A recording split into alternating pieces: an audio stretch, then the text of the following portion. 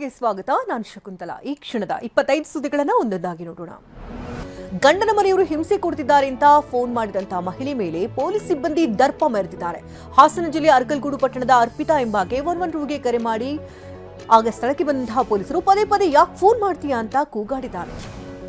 ಮಹಿಳೆ ಮೇಲೆ ಅನ್ಯ ಕೋಮಿನ ಯುವಕರಿಂದ ಅತ್ಯಾಚಾರಕ್ಕೆ ಯತ್ನಿಸಿರುವಂತಹ ಆರೋಪ ಕೇಳಿಬಂದಿದೆ. ಕಲಬುರಗಿಯ ಸಬರ್ಬನ್ ಪೊಲೀಸ್ ಠಾಣಾ ವ್ಯಾಪ್ತಿಯಲ್ಲಿ ಚಿಂದಿ ಆಯುವಂತಹ ಮಹಿಳೆಯನ್ನು ಎಳೆದಾಡ್ತಾ ಕಾರಿನಲ್ಲಿ ಹೊತ್ತೊಯ್ಯಕ್ಕೆ ಯತ್ನಿಸಿದ್ದು ಮಹಿಳೆ ಕಿರ್ಚಿತ್ತಾ ಇದ್ದಂತೆ ಯುವಕ ಪರಾರಿಯಾಗಿದ್ದಾರೆ.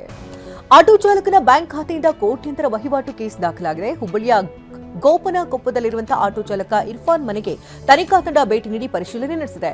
ಸೆಂಟ್ ಠಾಣೆ ಎಸಿಪಿ ಶಿವರಾಜ್ ಕಟಕಬಾವಿ ನೇತೃತ್ವದಲ್ಲಿ ತಂಡವು ಅಗತ್ಯ ದಾಖಲೆಗಳನ್ನು ವಶಕ್ಕೆ ಪಡೆದುಕೊಂಡಿದೆ.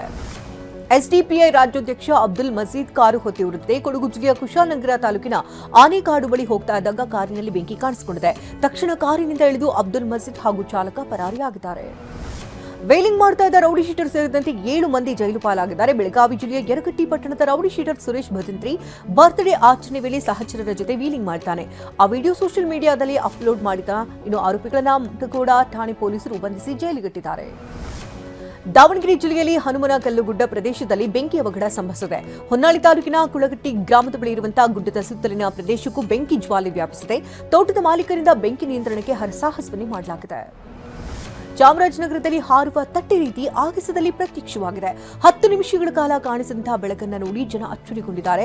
ಆಗಾಗ ದೊಡ್ಡದಾಗಿ ಮತ್ತೆ ಚಿಕ್ಕದಾಗಿ ಮಾಯವಾಗುವಂತಹ ಬಿಳಿ ಬಣ್ಣದ ಬೆಳಕನ್ನು ಕಂಡು ಅನ್ಯಗ್ರಹ ಜೀವಿಯ ಹಾರುವ ತಟ್ಟೆನ ಅನ್ನುವಂತಹ ಅನುಮಾನ ಮೂಡಿದೆ. ಬಳ್ಳಾರಿ ಜಿಲ್ಲೆಯಲ್ಲಿ ಪ್ರಾಚೀನ ಕಾಲದ ಮಾನವನ 2 ಅಸ್ಥಿಪಂಜರಗಳು ಪತ್ತೆಯಾಗಿದೆ. ಸಿರುಗುಪ್ಪ ತಾಲೂಕಿನ ತೆಕ್ಕಲಕೋಟೆ ಗುಡ್ಡದಲ್ಲಿ ನಡೀತಾ ಇರುವಂತಹ ಉತ್ಖನನದ ವೇಳೆ ಅಸ್ಥಿಪಂಜರ ಸಿಕ್ಕಿದೆ. ಸುಮಾರು 3 ರಿಂದ 5 ಸಾವಿರ ವರ್ಷಗಳ ಹಿಂದಿನದು ಎನ್ನಲಾಗುತ್ತದೆ. ಕೊಪ್ಪಳ ಜಿಲ್ಲೆಯ ಗಂಗಾವತಿ ತಾಲೂಕಿನ ಸಾಣಾಪುರ ಗ್ರಾಮದ ಬಳಿ ಚಿರತೆ ಪ್ರತ್ಯಕ್ಷವಾಗಿದೆ. ಚಿರತೆ ಓಡಾಡುವಂತಹ ದೃಶ್ಯವನ್ನು ಸ್ಥಳೀಯರು ಮೊಬೈಲ್ ಕ್ಯಾಮೆರಾದಲ್ಲಿ ಸೆರೆ ಹಿಡಿದಿದ್ದಾರೆ. ಭೀತಿ ಸೃಷ್ಟಿಸಿರುವಂತಹ ಚಿರತೆಯನ್ನು ಸೆರೆ ಹಿಡಿಯುವಂತೆ ಸ್ಥಳೀಯರು ಒತ್ತಾಯಿಸಿದ್ದಾರೆ. ಹುಬ್ಬಳ್ಳಿಯ ನೂಲ್ವೆ ಗ್ರಾಮದ ಕಣಿವೆ ಪ್ರದೇಶದಲ್ಲಿ ಚಿರತೆ ಪ್ರತ್ಯಕ್ಷ ಆಗಿದೆ. ಚಿರತೆ ಓಡಾಟದ ದೃಶ್ಯ ಸಿಸಿ ಕ್ಯಾಮೆರಾದಲ್ಲಿ ಸೆರೆಯಾಗಿದೆ. ಡಿಸೆಂಬರ್ 17ರಂದು ಹುಬ್ಬಳ್ಳಿ ವಿಮಾನ ನಿಲ್ದಾಣದಲ್ಲಿ ಚಿರತೆ ಕಾಣಿಸಿಕೊಂಡಿತು. ಇದೀಗ ನೂಲ್ವೆ ಬಳಿ ಮತ್ತೊಂದು ಚಿರತೆ ಪ್ರತ್ಯಕ್ಷವಾಗಿದೆ.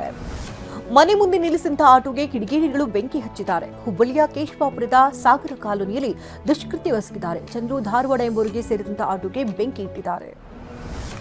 ಬೆಂಗಳೂರಿನ ಮಡಿವಾಳ ಪೊಲೀಸ್ ಠಾಣಾ ವ್ಯಾಪ್ತಿಯಲ್ಲಿ ಮನೆ ಬೀಗ ಒಡೆದು ಕಳ್ಳತನ ಮಾಡಲಾಗಿದೆ. ಮನೆಯಲ್ಲಿದ್ದಂತಹ ಚಿನ್ನ 1 ಲಕ್ಷ ನಗದು ಕದ್ದೊಯ್ದಿದ್ದಾರೆ. ಪ್ರಭು ಎಂಬರ ಮನೆಯಲ್ಲಿ ನಿನ್ನೆ ರಾತ್ರಿ 11 ಗಂಟೆ ಸುಮಾರಿಗೆ ಕಳ್ಳತನ ನಡೆದಿದೆ. ರೈಲ್ವೆ ನಿಲ್ದಾಣಗಳಲ್ಲಿ ಟೀ ಕಾಫಿ ಕುಡಿಯುವವರು ಒಮ್ಮೆ ಯೋಚಿಸಲೇಬೇಕಾಗಿದೆ. ಯಾಕೆಂದರೆ ರೈಲುಗಳಲ್ಲಿ ವಾಶ್ ಮಾಡುವಂತಹ ನೀರಿನಿಂದಲೇ ಬೆಂಗಳೂರಿನ ಯಶವಂತಪುರ ರೈಲ್ವೆ ನಿಲ್ದಾಣದಲ್ಲಿ ವ್ಯಾಪಾರಿಯವರು ಪಾತ್ರೆ ತೊಳೆದು ವಿಡಿಯೋ ವೈರಲ್ ಆಗಿದೆ. ಪ್ರಧಾನಮಂತ್ರಿ ನರೇಂದ್ರ ಮೋದಿ 2 ದಿನಗಳ ಮಲೇಷ್ಯಾ ಪ್ರವಾಸದಲ್ಲಿದ್ದಾರೆ. ನಿನ್ನೆ ಕೌಲಾಲಂಪುರದಲ್ಲಿ ಪ್ರಧಾನಿಗೆ ಅದ್ಧೂರಿ ಸ್ವಾಗತ ನೀಡಲಾಯಿತು. ಇವತ್ತು ಮಲೇಷ್ಯಾ ಪ್ರಧಾನಿ ಅನ್ವರ್ ಇಬ್ರಾಹಿಂರನ್ನ ಭೇಟಿಯಾದರು. ಈ ವೇಳೆ ಮೋದಿಗೆ ಸಾಂಪ್ರದಾಯಿಕ ಗೌರವ ವಂದನೆ ನೀಡಲಾಯಿತು. ಬಾಂಗ್ಲಾದೇಶದ ಮಾಜಿ ಸಚಿವ ರಮೇಶ್ ಚಂದ್ರ ಸೇನ್ ಪೊಲೀಸ್ ಕಸ್ಟಡಿಯಲ್ಲಿ ಅನುಮಾನಾಸ್ಪದವಾಗಿ ಮೃತಪಟ್ಟಿದ್ದಾರೆ. ಇತ್ತೀಚೆಗೆ ಮಾಜಿ ಸಚಿವ ರಮೇಶ್ ಚಂದ್ರ ಸೇನ್ನ ದಂಗೆಗೆ ಕುಮ್ಮಕ್ಕು ನೀಡಿದಂತಹ ಆರೋಪದಲ್ಲಿ ಪೊಲೀಸರು ಬಂಧಿಸಿದರು.